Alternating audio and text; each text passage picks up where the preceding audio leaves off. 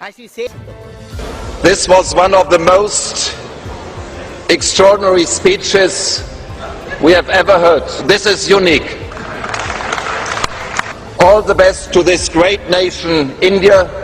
All the best to our cooperation between the great nation India and the European Union. All the best, Mr. President. हम अक्सर सुनते हैं कि India एक unique country है, मतलब इंडिया की कुछ ऐसी खासियत है जो इसे बाकी दूसरे देशों से अलग बनाती है। लेकिन जब हमें यह सवाल पूछा जाता है कि इंडिया की ऐसी कौन सी खासियत है जो इसे बाकी दूसरे देशों से अलग बनाती है, तो हमारा जवाब क्या होता है? यही कि इंडिया एक डाइवर्स कंट्री है। इंडिया में अलग अलग रिलीजन है, अलग अलग लैंग्वेज बोले जाते हैं, अलग अलग रेस ट्राइब के लोग रहते हैं। लेकिन क्या ये इंडिया को यूनिक और ग्रेट बनाता है? और बनाता भी है तो कैसे? आज इंडिया के यूनिकनेस और ग्रेटनेस के बारे में हम इस वीडियो में बात करने वाले हैं।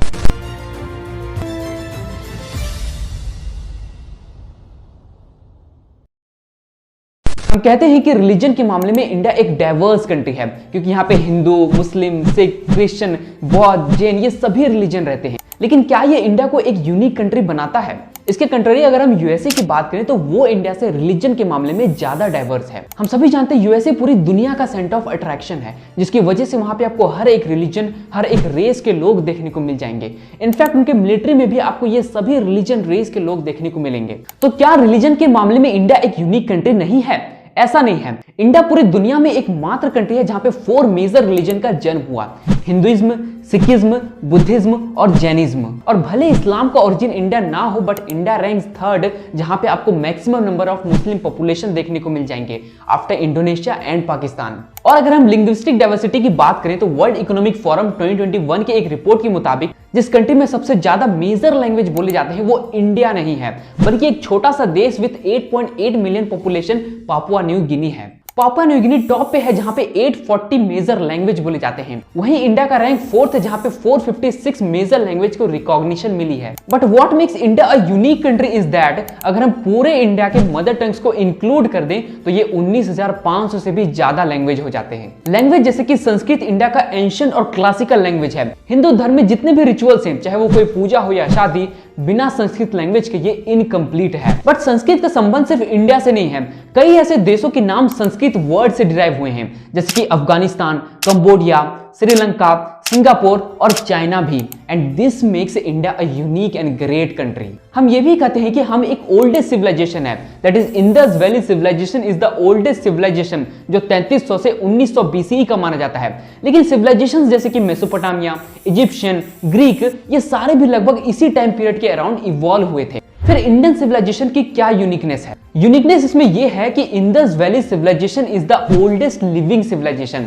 इसका मतलब क्या है? इसका मतलब है कि जो कल्चर और ट्रेडिशन उस टाइम इंडस वैली सिविलाइजेशन के टाइम पीरियड में प्रैक्टिस किया जाता था, वो आज भी प्रैक्टिस किया जाता है इंडिया में। और ऐसा बाकी दूसरे सिविलाइजेशन में आज देखने को नहीं मिलता है। फॉर एग्जाम्पल, जिस तरीके से हम सन को, दैट इज सूर्य को, सूर्य देव कहते हैं, मतलब भगवान मानते हैं और उन्हें पूजते हैं, उसी तरीके से इजिप्शियन सिविलाइजेशन में भी सन को भगवान माना जाता था, जिन्हें रे या रा और प्रा भी कहते थे। फिर ग्रीक सिविलाइजेशन में भी सन को भगवान माना जाता था, जिन्हें हिलियोस कहा जाता था। बट आज ये जितने भी सिविलाइजेशन से इवॉल्व हुए, ये जितने भी भगवान हैं या थे, इनका पूजा नहीं किया जाता है, एक्सेप्ट सूर्य जो इंडियन सन ऑफ गॉड है, जिन्हें इंडस वैली सिविलाइजेशन के टाइम पीरियड से ही पूजा जाता रहा है, जिन्हें हम सूर्य देव कहते हैं। आज फेस्टिवल जैसे छठ पूजा जो झारखंड, बिहार में अधिकतर मनाया जाता है, वो स्पेशली सूर्य देव को ही पूजने के लिए मनाया जाता है। आज कई घरों में डेली रिचुअल्स के तौर पे सूर्य नमस्कार प्रैक्टिस किया जाता है, जो सूर्य को डेडिकेट किया हुआ एक फॉर्म ऑफ योगा है। पिछले साल 9 जनवरी 2022 को मिनिस्ट्री ऑफ आयुष के द्वारा एक ग्लोबल सूर्य नमस्कार डेमोन्स्ट्रेशन प्रोग्राम ऑर्गेनाइज किया गया था, जिसमें 75 लाख से भी ज्यादा लोगों ने पार्टिसिपेट किया था। और ये दर्शाता है इंडिया कल्चरली कितना ग्रेट और यूनिक कंट्री है बाकी दूसरे देशों से। कई ऐसे इंडियन इन्वेंशंस हैं जिसके बिना आज की इस दुनिया को इमेजिन करना ही इम्पॉसिबल हो जाता है। सबसे बड़ा और इंपॉर्टेंट इन्वेंशन है इंडिया का द इन्वेंशन ऑफ जीरो, जिसे आर्यभट्ट के द्वारा इन्वेंट किया गया था, जिसके बिना लगभग पूरे मैथमेटिक्स को ही एज्यूम करना इम्पॉसिबल हो जाता है। और हम सभी जानते हैं कि जीरो का कुछ वैल्यू ना होने के बावजूद भी इसके क्या वैल्यू है। उसके बाद the invention of Ayurveda. Ayurveda का मतलब है द साइंस ऑफ लाइफ। ये एक ट्रेडिशनल मेथड ऑफ ट्रीटमेंट है और हम ये सब जानते हैं कि ये कितना ज्यादा इफेक्टिव है। महर्षि चरक, जिन्हें फादर ऑफ इंडियन मेडिसिन कहा जाता है, उनका आयुर्वेदा में मेजर कंट्रीब्यूशन है।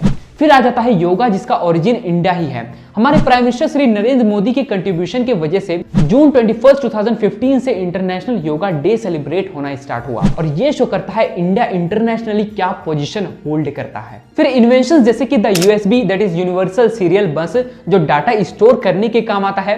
बोर्ड गेम्स जैसे कि chess, ludo, snakes and ladder जिसे हम सांप सीढ़ी कहते हैं। फिर shampoo, buttons, surgery, sugar, diamond, natural fibre जैसे कि जूट, कॉटन, वुल, ये सभी इंडियन इन्वेंशंस हैं। इमेजिन कर सकते हैं आज की दुनिया को अगर ये सारे इन्वेंशंस नहीं होते, और यही इंडिया को एक यूनिकनेस प्रोवाइड करता है।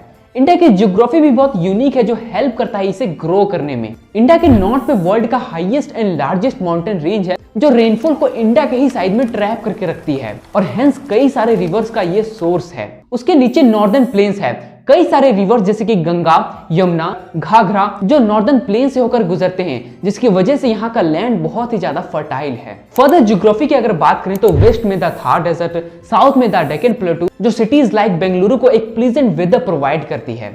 इंडिया का कोस्टलाइन लगभग 7000 किलोमीटर तक एक्सटेंड करता है, जिसकी वजह से यहाँ कई अलग तरह के स्पीसीज देखने को मिलते हैं। यहाँ बहुत डाइवर्स फॉर्म में फौना और फ्लोरा पाया जाता है जो इसे दुनिया का बायोडाइवर्सिटी हॉटस्पॉट बना देता है। And this in my point of view India is different from any other country in the world. India की पहचान एक बात से हो सकती है, इंडिया कभी भी अपने हिस्ट्री में इतना कैपेबल होने के बावजूद भी कभी किसी दूसरे कंट्री को इन्वेड नहीं किया। 1971 बांग्लादेश लिबरेशन वॉर में इंडिया ने बांग्लादेश के इंडिपेंडेंस के लिए लड़ा। उस टाइम अगर इंडिया चाहता तो बांग्लादेश के टेरिटरी को अपने अंडर कर सकता था, लेकिन इंडिया ने ऐसा नहीं किया क्योंकि इंडिया का कभी एक्सपेंशनिस्ट पॉलिसी रहा ही नहीं जिस तरीके से चाइना और रशिया का रहता है। इंडिया हमेशा से किसी भी प्रॉब्लम को बातचीत से सुलझाने में विश्वास रखता है, लेकिन इसका मतलब ये बिल्कुल भी नहीं है कि हमारे लोगों को कोई तकलीफ पहुंचाए और हम चुप रहें। अगर हमें कोई डिस्टर्ब करेगा तो हम उस डिस्टर्ब करने वाले को डिस्टर्ब करने की भी ताकत रखते हैं। सिंपल है। I hope you understood. India की यूनिकनेस, इंडिया की ग्रेटनेस, इंडिया का कंट्रीब्यूशन वर्ल्ड के लिए क्या है, इसमें जितना भी कहा जाए उतना कम है। मैंने तो बस 1% आपके सामने रखा है, बट ये 1% आपको कैसा लगा इसके बारे में कमेंट करके जरूर बताइएगा। तब तक के लिए धन्यवाद। जय हिंद।